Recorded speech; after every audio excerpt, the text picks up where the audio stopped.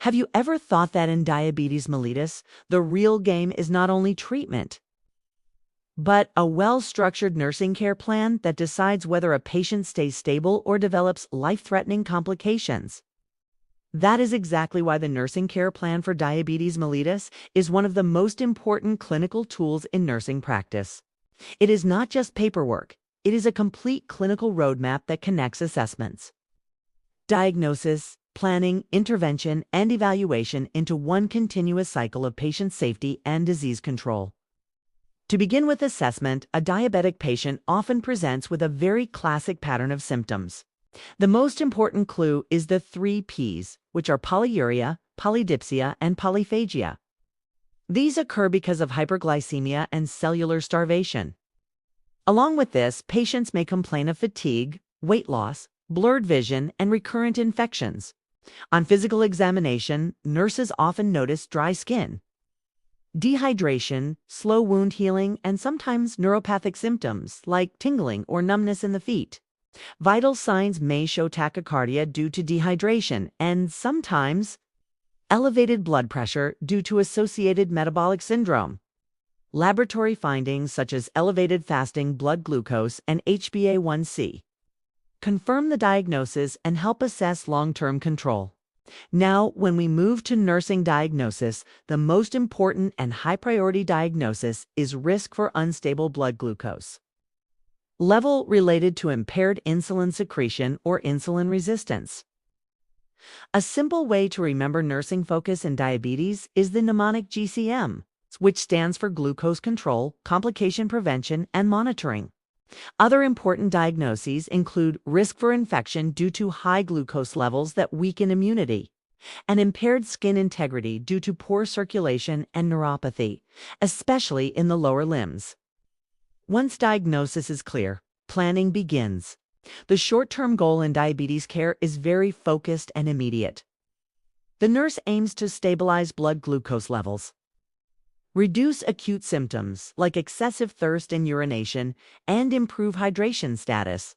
A useful clinical tip is to always connect symptom relief with glucose control. If glucose improves, symptoms improve. The long-term goal is more complex and involves maintaining stable HbA1c levels, preventing complications, and ensuring that the patient becomes independent in self-care. This is where education becomes as important as medication. Now, the most critical part of nursing care is interventions. A strong mnemonic to remember diabetes nursing care is IMED-SAFE. I stands for insulin and medication administration, M for monitoring blood glucose, E for education, D for diet control, S for skin and foot care, A for activity or exercise, F for fluid balance, and E for emotional support. This covers almost the entire nursing responsibility in diabetes care. Monitoring blood glucose is the backbone of diabetes management. Nurses must regularly check capillary blood glucose and observe for both hyperglycemia and hypoglycemia. A key special situation here is hypoglycemia, especially in insulin-treated patients. Symptoms include sweating, confusion, tremors, and palpitations. A simple clinical reminder is cold, clammy, confused means check sugar immediately. This is a life-saving nursing alert. Medication administration includes insulin therapy for type 1 diabetes and sometimes type 2 diabetes, along with oral hypoglycemic drugs like metformin. Nurses must ensure correct timing of insulin with meals to prevent hypoglycemia. Patient education is equally critical because diabetes is a self-managed disease. Nurses should teach the patient how to monitor glucose at home, understand diet planning, avoid high-sugar foods, and maintain medication compliance. Diet and lifestyle modification are long-term interventions. Patients should be guided toward balanced meals with controlled carbohydrates, regular physical activity, and weight management. Exercise improves insulin sensitivity and helps lower blood glucose naturally.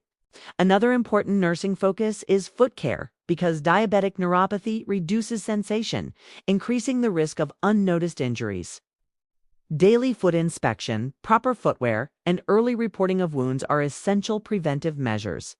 Hydration management is also important because hyperglycemia leads to osmotic diuresis and dehydration. Encouraging adequate fluid intake helps prevent complications. Emotional and psychological support should not be ignored because diabetes is a lifelong condition that can cause anxiety, frustration, or noncompliance in patients.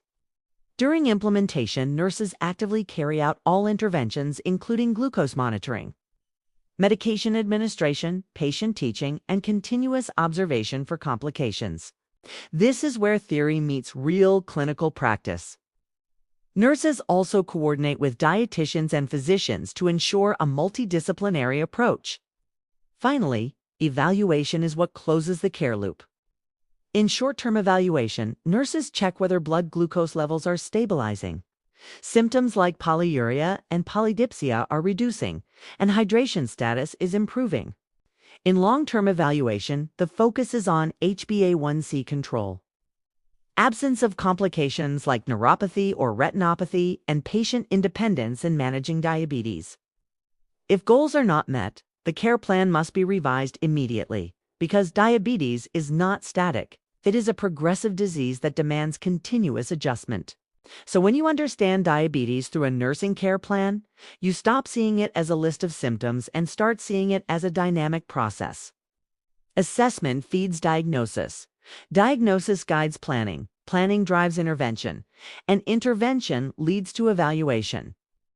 That is the true clinical cycle of diabetes care.